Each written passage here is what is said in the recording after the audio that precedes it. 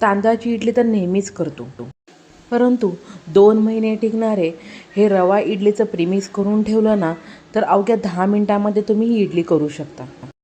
तुपावरती राई, जिरं, उडदाची डाळ, चणा डाळ, हिरवी मिरची, किसलेलं आलं, काजूचे तुकडे, कढीपत्ता, बारीक चिरलेली कोथिंबीर, 1 वाटी रवा घालून 10 ते 12 मिनटं रवा छान सळसळीत होईपर्यंत मंद गॅसवरती भाजून घ्यावा.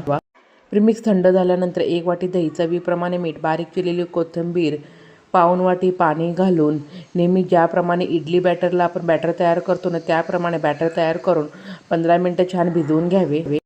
रवा छान फुलल्यानंतर अजून अर्धा वाटी पाणी, पाव चमचा खाण्याचा सोडा, 1 चमचा पाणी घालून अशा प्रकारे इडली बॅटर तयार करून घ्यावे.